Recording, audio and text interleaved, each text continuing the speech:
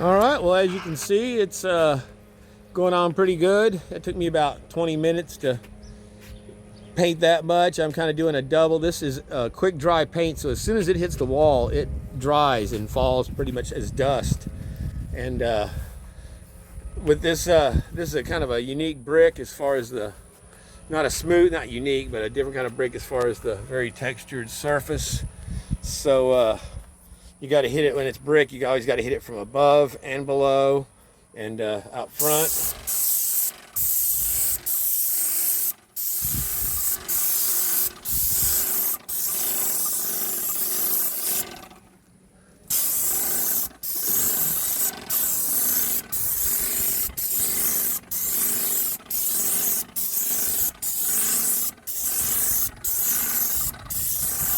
This is really good paint to use in a neighborhood though, because you don't have to worry about overspray carrying over to, I mean, I had them move their car. It would, anything that blew on it there would be dust though. It would be just a dried, like a white colored dust, beige dust. But you still don't want people to have their stuff in their cars. So, and the wind is moving, it's carrying it that way now. Before it was blowing it that way. So it's, but like I said, it's pretty unique. They're gonna pull out the windows and the doors, so I don't have to worry about any of that. And which kind of makes it fun to be able to just pretty much paint at will and not have to worry about doors and windows and protecting the frames and all that kind of crap. So this stuff goes on pretty good. Like I said, this is a good quality paint and it's a fast dry. And even though this brick does have a pretty deep mortar line to it, it covers, it's not so deep that it's not covering in there good. I've had some of them where I have to put it on so heavy, then I have to pretty much go back over it with a paintbrush because it would be, I'd have to go so thick trying to cover around it. But brick does absorb paint a lot more than wood. So, and then I just kind of pick up from where the last section was that I ended, because it dries fast enough. I can pretty much hit it with that second coat. So there you go. Like I said, it's pretty cool. Pretty cool job to not have to deal with the usual crap, and that's why I gave him a deal on painting this. About a third, maybe not quite, but almost a third of what I would charge anybody else to do this job. So, but like I said, they also already had it pressure washed and prepped, pretty much prepped. Like I said, I did some strategic taping, like around my corners here where my shield won't cover completely, around these window frames here where I don't want it to get on this, it can't get on this vinyl. So, and then around wiring like this where my shield won't fit, I'll be able to spray that without getting it up into the, then I can put the shield up above it and keep anything from overspraying up, but it'll be able to cover everything down below. And then I'll cover those boxes. I put a little tape on the fence there just so my shield wouldn't fit in there that tight. But like I said, this kind of house, you can do that kind of strategic taping and save you some time and some material, and it's looking pretty good. I wasn't sure how well this paint was going to cover this brick, especially like I said, when you got that old brick, it absorbs a lot of paint. So all right, we're looking good. Like I said, this job, the painting part of it won't take me barely 3 hours, I'm betting, to do the whole house. So, there you go. We'll pick back up.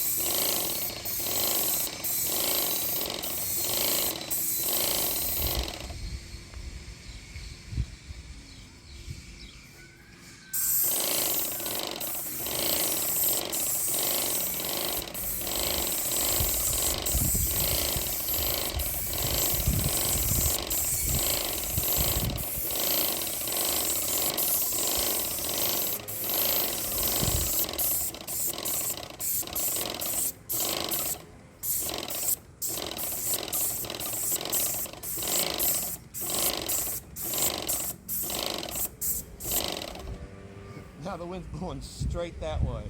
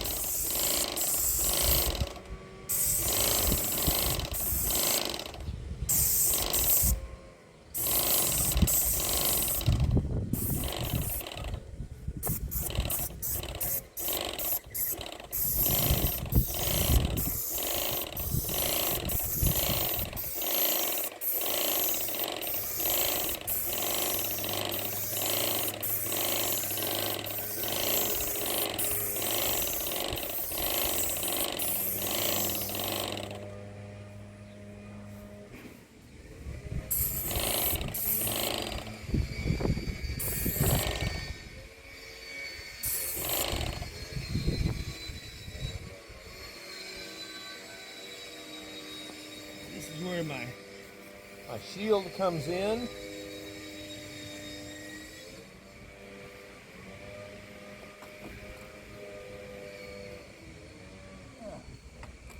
just sucks when I have to do it left-handed.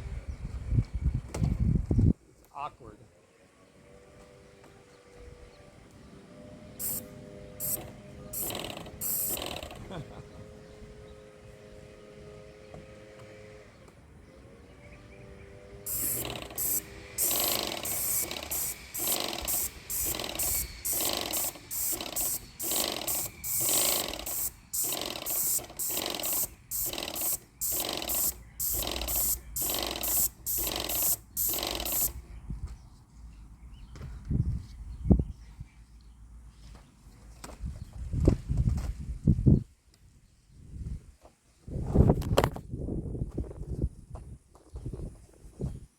Standing up anymore anyway. I see it's falling down, so none of that was probably even recorded, so yeehaw. So at any rate, that's what we missed.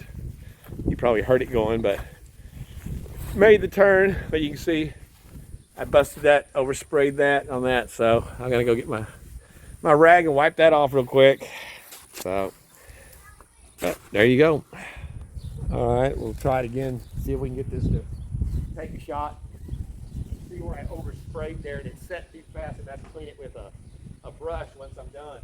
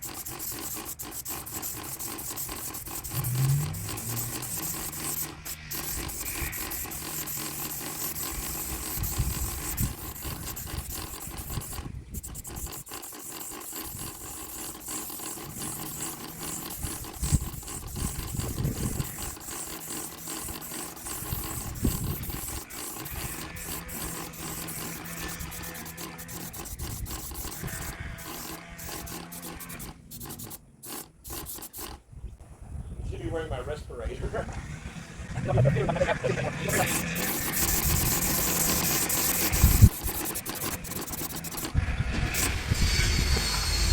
So that'll be it.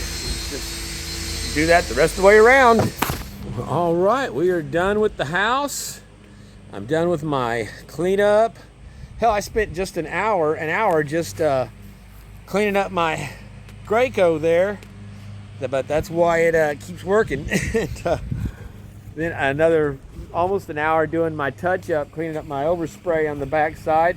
So it took me 4 hours total to paint this house, including the there was some hand painting that had to go around the carport. But yeah, it came out. You can see it's kind of got that, well, maybe you can't see now with the sun shining on it from that direction, but it is the almond color. Came out nice. And oh, I left my brush up here. I got all my, that stuff was a lot harder to get off that vinyl than I expected it. That's that paint is a Sherwin-Williams industrial.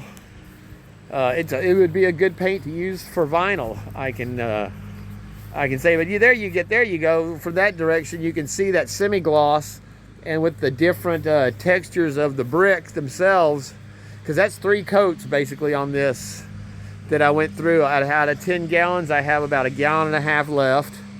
And then, like I said, this side we didn't have to do anything. I just had to do the hand paint this stuff here and that side. That was like 30 minutes probably. And then come around and do the back. And again, when you come around and see, you can see that kind of, it kind of reminds me of the way the saucer section of the Enterprise used to look, the original series. It would have that kind of highlights, but that's what that semi-gloss does. Gives it a really nice look. I like it. So you've got some variation in the brick. And like I said, some of the difference is, like some of there you can see where that piece is very smooth as opposed to that one very rough. So when you back off, the semi-gloss is picked up a lot more on that brick than the rough ones beside it. So like I said, it gives it a very cool patchwork, but there's a uniformity to it. You know, it's not like you missed a section or something.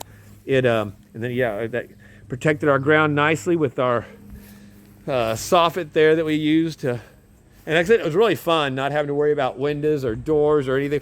That's it. We're walking through, the boss came by here and he was checking it out. It was cool. I hadn't seen him in a while, and we're going through looking. He's going, "Oh man, you got some drips there on the you know." And I was going, "Oh well, shit. You know, yeah, I'll have to. I can come back and test it." And then he's going, "Oh well, hell, we're tearing out all these doors. It doesn't matter. I forgot." I was like, well, again, that's why I hadn't worried about it until you said it. So. Dale, don't help. That's his usual contribution. Hey, what about so and so and so? Dale, we weren't doing that. Oh, that's right. Okay. So, but yeah, he's a great guy, and I definitely appreciate him throwing this one my way. Like I said, anybody else, I would have charged double what I charged him. But like I said, he was doing me a solid. He had a guy that could have done it, and I basically did him for about 100 more than his guy would have been getting paid by the hour, but and using my own equipment. So, but it helped him out, it helped me out, and I'm like I said, I appreciate it. But made for a cool look. I'm real happy with this one. So it's going in the books. I might come by and put my sign up in the yard over here. It's kind of in direct competition with him, but he didn't have a sign up, so I'll see, maybe pick up some more business. And this is a really nice neighborhood around here. You can see this is an older, these houses are like 50 years old in this subdivision over here. We're kind of on the west side of Houma, the northwest side, right on the edge of the Mandalay Wildlife Refuge. So I was out here first thing. A couple of nice big western Canada geese flew over when I got over here to get started. So nice spot over here though. Very, very cool. So there we go. I thank y'all for tuning in with me on this one, and I'll see you on the next one. So yeah, there's my Pro Industrial from Sherwin-Williams. And then one of the things that I always use when I get done is that pump armor that you pour it down the drain tube in your sprayer, and then let it run through there, and then shut it off, and that keeps it lubricated and you know, from corroding or getting any kind of build up or anything on it when you're not using it. So I don't, like I said, it's been a year since I've used this. again, and I've had it for a few years, so it holds up. It's held up pretty good for me. But like I said, I spend at least an hour scrubbing it down, cleaning out the filter, then doing the pump armor on it before I put it away each time. So there you go. I just wanted to get a little detail there.